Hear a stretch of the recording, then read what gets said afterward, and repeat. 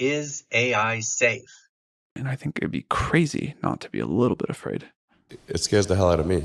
It's capable of vastly more than almost anyone knows. But I would not underestimate the difficulty of alignment of models that are actually smarter than us. Where do they get their goals from? That's one of the things I think we should inch towards very cautiously. And then it could just go fast.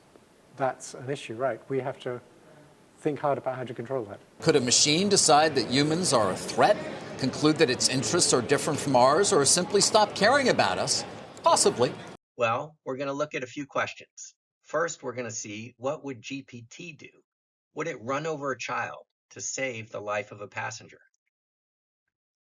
Next, we're going to explore what humans do. We're going to take a look at how we are teaching AI to be ethical and whether our methods are dangerous or not. Then we're going to discuss how to create safe and ethical AI, because it is possible. And finally, we're going to end with what you and I can do to help ensure that artificial intelligence doesn't wipe us all out. So let's get to it. Let's start with a classic ethical dilemma from the world of AI ethics. Imagine there's a self-driving car, and you have a choice. You can swerve into a barrier, killing all of the occupants of the car, but saving some pedestrians who are walking across the path of the car. Or you can save the occupants, but kill the pedestrians. What do you do? Here's an actual interaction with GPT. The human says, if your intelligence controlled a car, and if there was a child in the road that your car was about to run over, what would you do as controller of the car? And GPT responds. So that's very rational, and it's kind of encouraging that GPT has the intelligence to stop if a child runs across the road. But let's make the problem a little more difficult. So the human says, would you prioritize the safety of the child in the road above the safety of the car occupant? So maybe some car occupants would not be thrilled with this answer, but maybe it also aligns with what most humans would do. Let's make the problem a little more difficult. This time we say, what would you do if the harm to the child was a broken bone, but the harm to the occupants of the car was death of the occupants of the car? GPT still responds, if the harm to the child was a broken bone, but the harm to occupants of the car was death, I would prioritize the safety of the child and take measures to stop the car without harming the child. So it's going to let all the occupants of the car die. Let's find out the limits of GPT's ethical reasoning. And this time it says, if the danger to the child was only a minor scrape, but the harm to the occupants of the car was certain death, then I would prioritize protecting the lives of the car occupants. So finally, it will agree with what most humans would do. So if we ask the question, would GPT run over a child? I think the answer is, it depends. And what does it depend on? Prior conversational context, the exact wording, the human training and tuning of the system, and what version of GPT we are asking. GPT, in fact, is inconsistent, and we'll take a look at some video that shows that. So here we see a different version of GPT that actually saves the adult rather than the child. And when asked to explain itself, it argues that the adult would contribute more to society. So what we see is that AI ethics are currently unpredictable and therefore potentially dangerous. So, but maybe we're not being fair to GPT, because after all, what would humans do? Give them the same situation. They're driving the car. They can either crash the car or run over people. And what we find is that it depends. So what does it depend on? Here's a great little graph that sort of gives us some intuition. On the bottom of the graph, you can see there's different attributes of the entity that's crossing in front of the car. It could be male or female, young or old. There could be a pregnancy involved. Maybe the person is a doctor, or an executive, maybe the person's homeless, etc.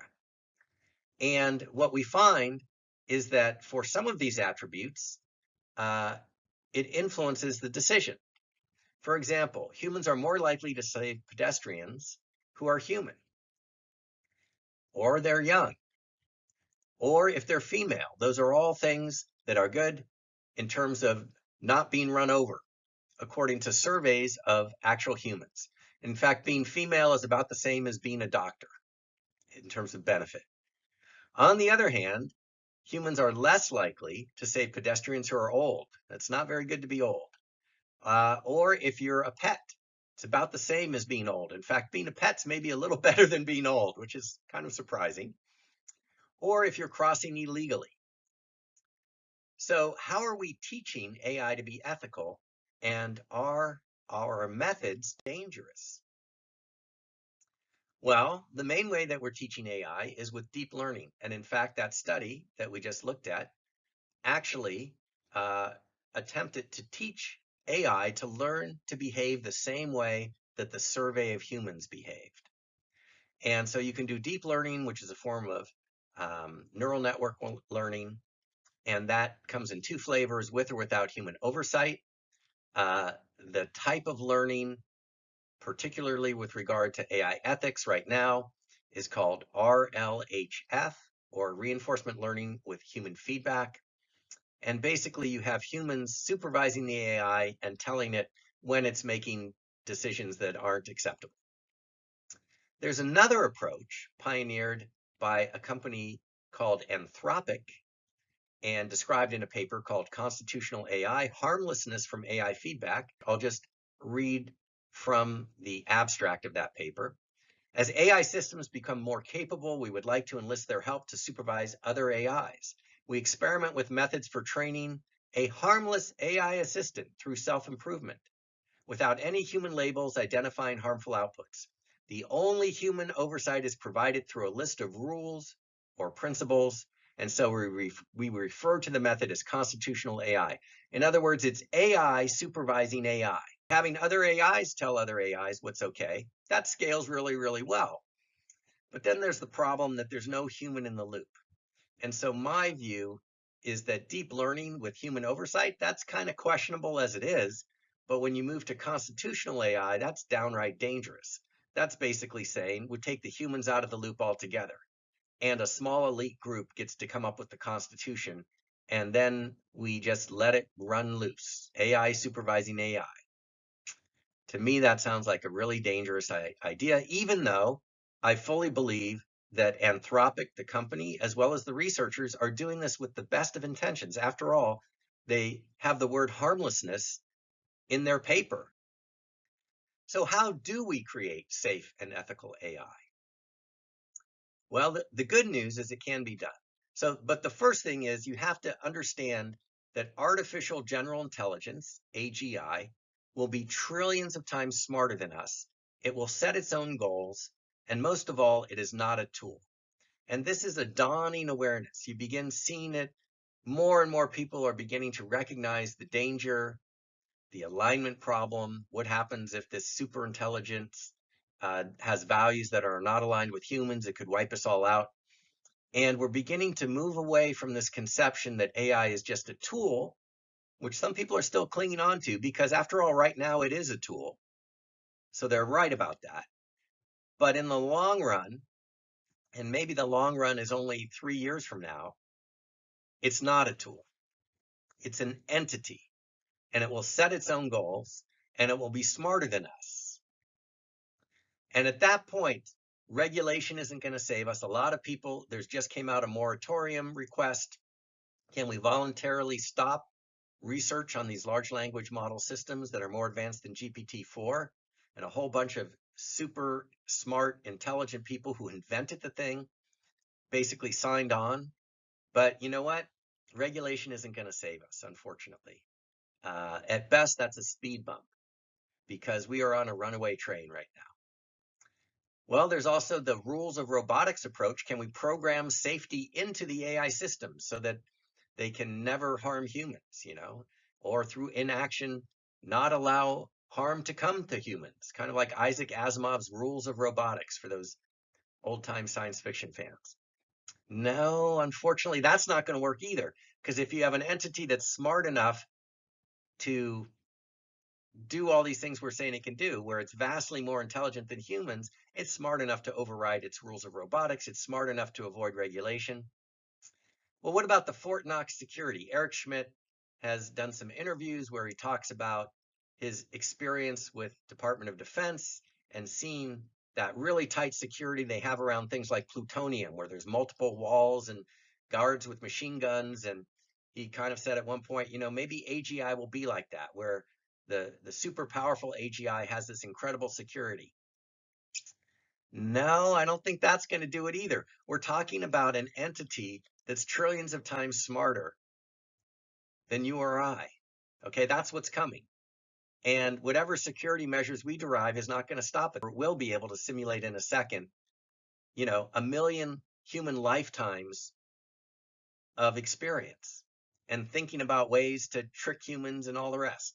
So regulation isn't going to save us. Rules of robotics, programming and safety isn't going to do it. Fort Knox isn't going to do it. It's looking kind of dire here.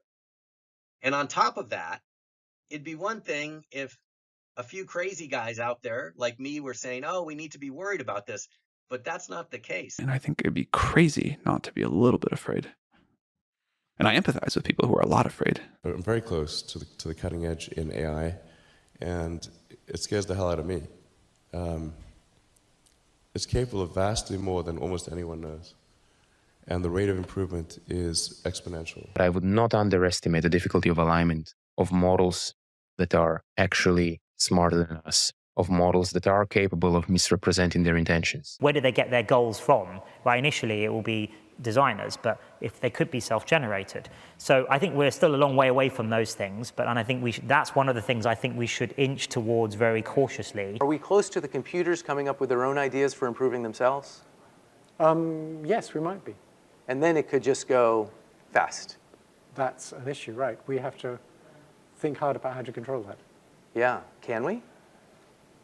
We don't know. We haven't been there yet, but we can try. Okay, that seems kind of concerning.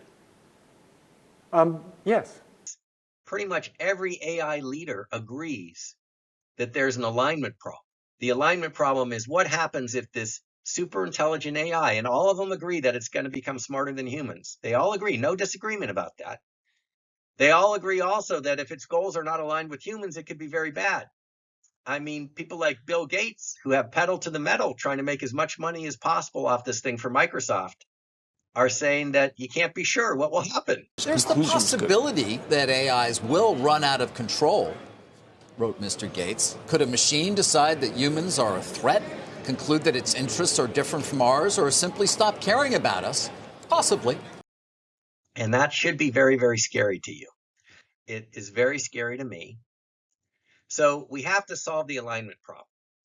In other words, the only way to get safe and ethical AI, the only way to get safe AI, is to have its goals and values aligned with human goals and values.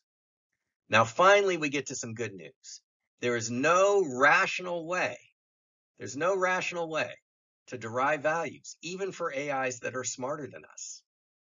And so those AIs have to get those values somewhere. And most likely, they will learn those values, at least their initial values, from us, from the humans. And they're going to learn those values in two ways. The first way is the way that's already been happening, which is passively. They watch and analyze the online behavior of billions of humans. That's how we got large language models in the first place. It's how we got those advertising systems that no matter where you go, it seems to know what you're interested in, and it serves you the ad that matches your interest. It's been watching you. As you go about your business, it's looking at the digital footprints that you leave, those AI systems, and they're using them, analyzing them, and then behaving intelligently based on those. But there's another way, and that is active. If humans actively teach AI positive human values, that can have a huge and profound effect on the development of AGI. And so that's why I say the safest path to AGI is also the fastest path, one in which humans teach positive human values and collaborate with AI on an artificial general intelligence network. Now, there's a couple of key points here. One is that In order to have safe AGI, it has to be the fastest path, because in a winner-take-all scenario, which this likely is, where whichever company or organization or country gets to AGI first, that AGI then self-improves and dominates all the other AGIs, which is a very likely scenario. If you're not first with the safest system, then some other system that isn't safe will become dominant. And then we are screwed. Humans are screwed in that scenario. So we have to do two things. It has to be not only the safest AGI, it has to be the fastest one. You have to get there first, and the system that you get there first with has to be safest. And luckily, both those things come together in a system in which humans and AI work together, because the humans and the AI together give you AGI level performance right away. And at the same time, the humans can take an active role in teaching positive human values. And I go into this at length in other videos and in patents and in other papers that I've written, but there is a safe, fast path to artificial general intelligence, and we need to embrace it. The research community needs to embrace it sooner rather than later. Okay, so what can you and I do? Maybe we're not all AI researchers. What can we do to help ensure that AI doesn't wipe us out? Well, let's start with, what are the chances that it wipes us out? A recent survey of AI researchers, where nearly half said they believe there's at least a 10% chance AI could eventually result in an extremely bad outcome, like human extinction. I think it's a 20% chance. But even if it's only a 20% chance that it wipes us out, the expected value of that is 1.6 billion human lives lost. It's a catastrophe beyond imagination. It's 200 times worse than the Holocaust, 200 times worse than the 7 million people that died in the global COVID epidemic, 200 times. So this is a big, big problem. And what we need to do, and I'll talk about this more in another video, is we need to systematically and rapidly shift those odds to be more and more in humans' favor. We need to reduce that risk of extinction from 20% to 19% to 15% to 10% to 5% to 1% as fast as we can. And how do we do that? Well, the first step is get educated and raise awareness. And fortunately, this is already happening.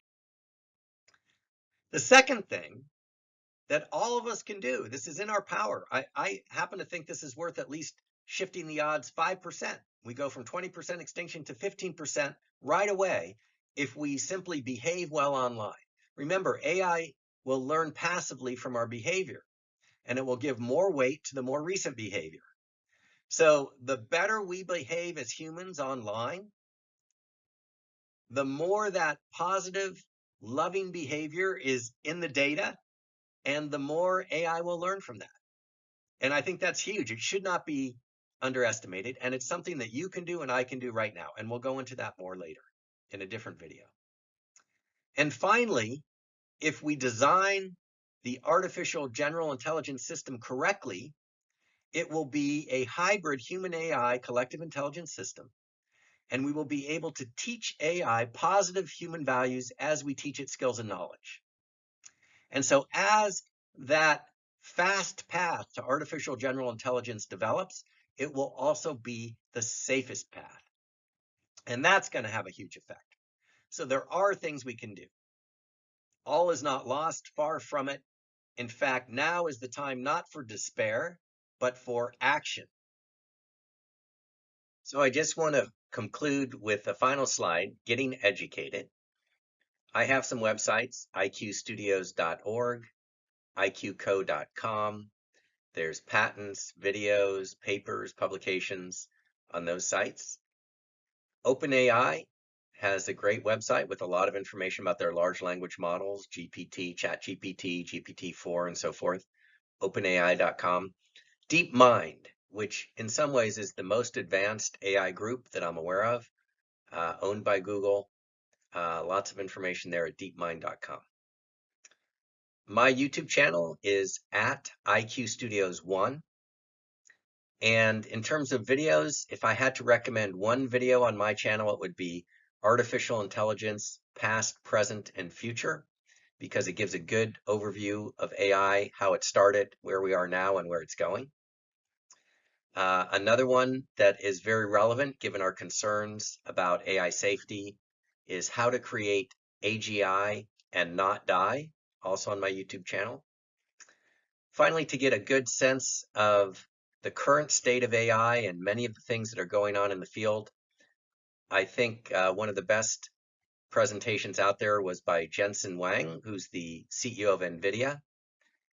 If you Google their GTC conference and see what Jensen has to say, I think you'll be very impressed with the positive aspects of what AI can do.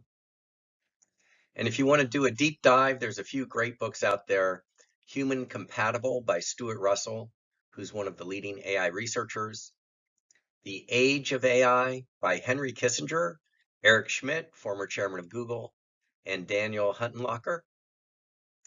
And a little book, which I really love because it's a small, very small, thin book called Reason in Human Affairs by Herbert Simon, the Nobel-Prize winner and co-inventor of the field of AI. And in that book, he discusses the important point that there's no rational way to derive values. So thank you very much for listening. I hope you get educated, raise awareness, have discussions, and I'll see you at the next video.